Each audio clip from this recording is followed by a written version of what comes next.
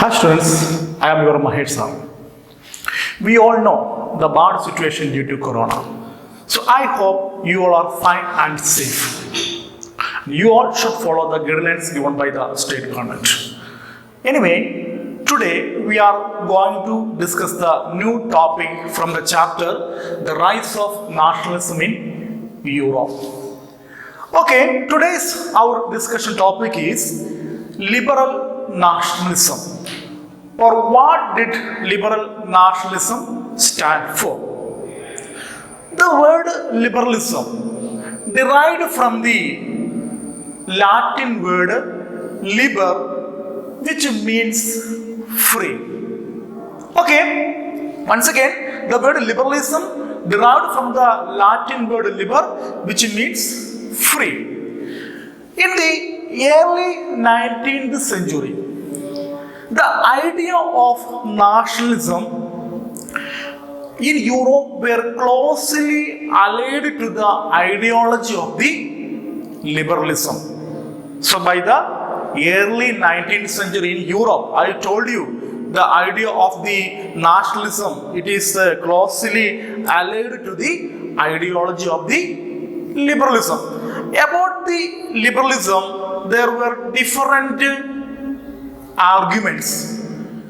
Different groups of people, they thought the liberalism in different ways. So about that we are going to discuss now. First of all, the new middle class people.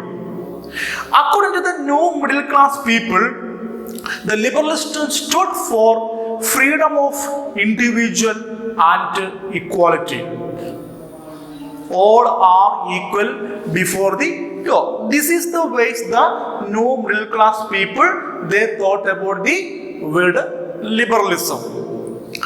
And in politically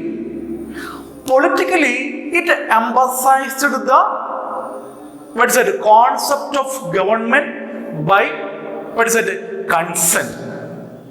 So, and to the time of the French Revolution, the French Revolutionary also used this word that liberalism stood for the end of autocracy and all clerical privileges. Then by the 19th century, it stressed the inviolability of private property. So these are the different arguments about the liberalism. So I told you, first of all, I told you about the liberalism, that new middle class people, how they saw the word liberalism. So I told you, according to the new middle class people, they thought that liberalism, it stood for the freedom of individual and equality. That means all are equal before the law. That was their main thinking. And the next one I told you, in the political sphere.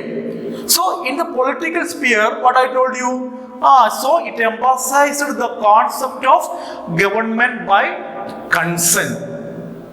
Okay. Anyway, that equality before the law, it did not necessary for the universal suffrage. The equality before the law, it means, don't think about that everybody got the voting rights. Not that, because only property owned members or property owned people only allowed to vote, because we all know that revolutionary France, which marked the first political experiment in liberal democracy, especially the right to vote only for property owned people or property owned men, and non-property men and women were excluded from the political rights. That means non-property men and women were not allowed to vote. Only property owned men only allowed to What? Then I told you the men without property and women, they were excluded from the, what is that, political rights. But during the time of the Jacobin government, who was their leader, Jacobin government? Maximilian Robespierre was the leader of the Jacobin government. So during the time of the Jacobin's government, all adult male enjoyed suffrage. That was only 1 year only, very small time only. All the adult men enjoyed suffrage. And when Napoleon introduced the Napoleonic Code, it limited the suffrage and what is that, reduced the woman to the status of a minor. Okay, the Napoleonic Code. When was the Napoleonic Code? In 1804. According to the Napoleonic Code, what changes happened? It limited the suffrage and also reduced the status of woman. Anyway, during the 19th, so during the 19th and 20th century, 19th and 20th century, non-propertied men and women were, what is that, organized movements, and they demanded equal political rights. Okay, anyway, you want to understand. Actually, I told you liberalism. I told you about the different views about the word liberalism, because the new middle class people, according to new middle class people, they thought that it mainly, or it stood for the freedom of individual and equality. That was their view. And another one, in political sphere, I told you, it emphasized the concept of government by consent. And after that, you want to understand about that in the French revolutionaries. What is that? The French Revolution also used this word liberalism according to their view. What is that?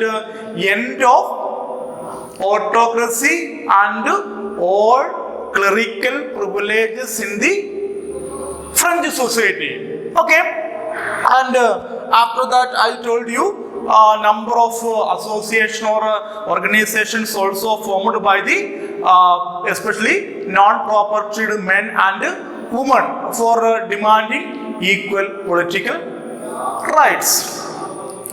Next, we are going to discuss about that. How did it what is that, influence in economic sphere?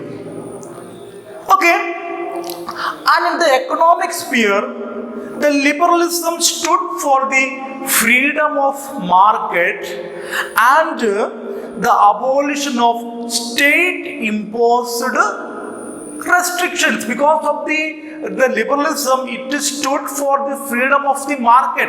That market want to get all freedom, and the abolition of the abolition of the state imposed restrictions. Okay, another important one is that because of the Napoleonic administration, the Napoleonic administration, what is that, or Napoleonic administrative measures had created out of countless small principalities a confederation of 39 states.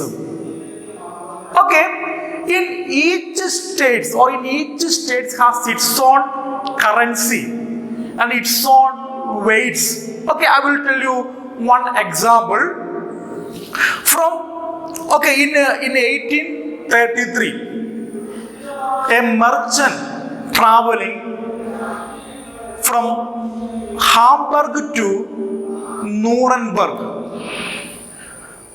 to sell his goods, he would have to pay 11 customs barriers and also pay custom duty of 5% in each one of them. That means for each product a merchant want to pay how much percentage? 5% of tax. You just think about that because of 39, what is that, states, in each states, different types of currencies and different weights and measures, everything were different. Okay, so I will tell you one example, especially we can take the measurement of the cloth.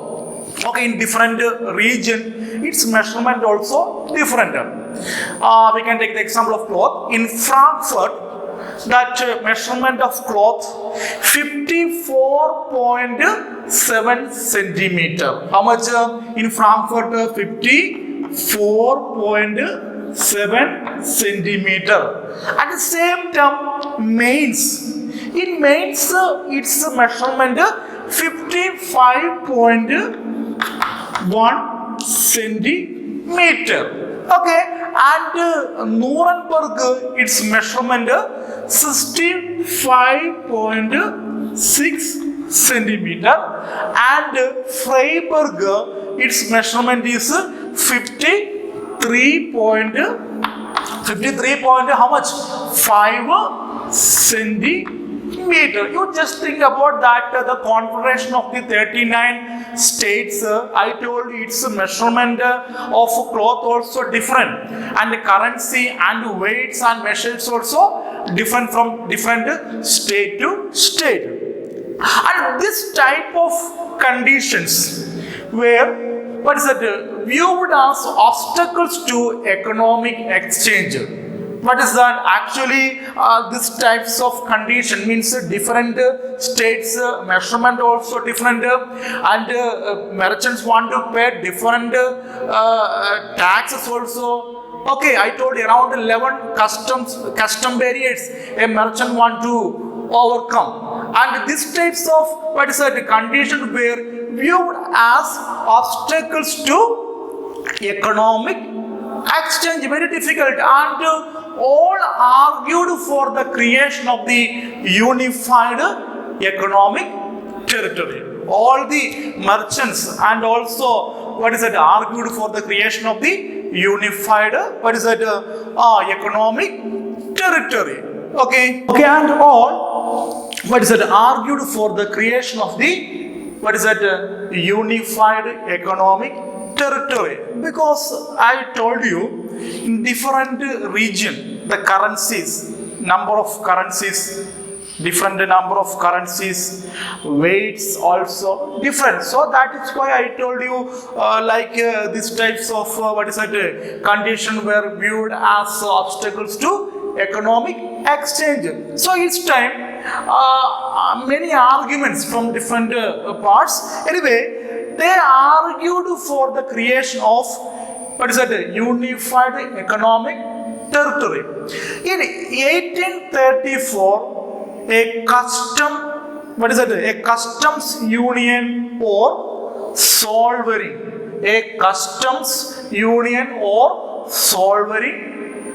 formed.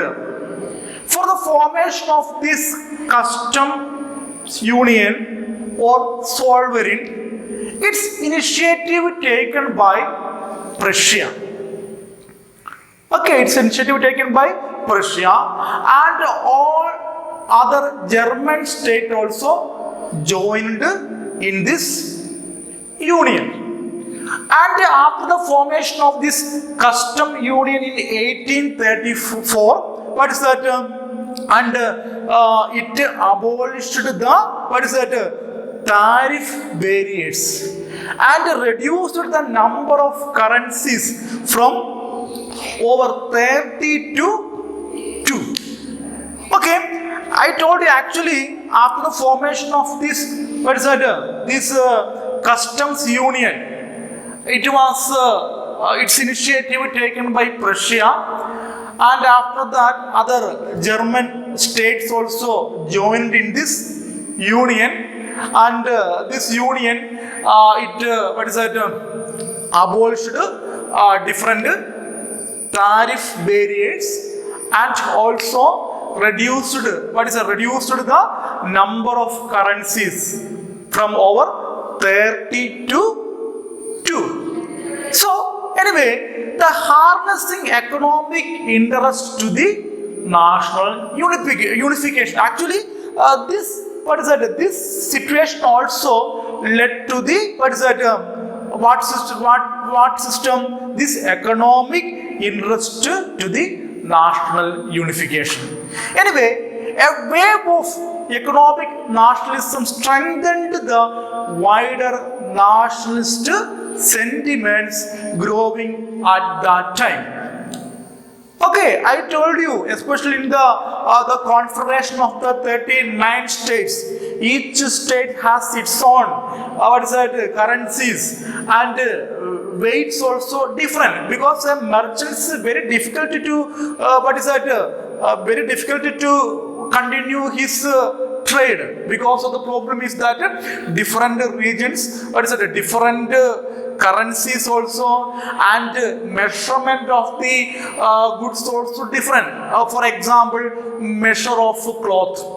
So I told you cloth different measurement. In Frankfurt it's 54.7 centimeter and Mainz 55.1 centimeter, and Nuremberg it is 65.6 centimeter. Freiburg it is 53.5 centimeter. This was the situation. So that is why merchants also argued to the formation of the creation of unified economic territory. Then after that in 1834, what happened? That the customs union or sovereign formed. So after the formation of the this customs union or sovereign, so many changes also occurred. Okay. Anyway, today is our class. We discussed about that. What is national liberalism? And different views about the liberalism. And after that, we discussed about that. What is that? That liberalism in economical sphere, or how did the liberalism it influence the economy, or in political sphere, what they thought about the liberalism. Okay, so I hope you all understood. So read your textbook well and prepare the lesson notes. So I hope you all understood. Okay, thank you.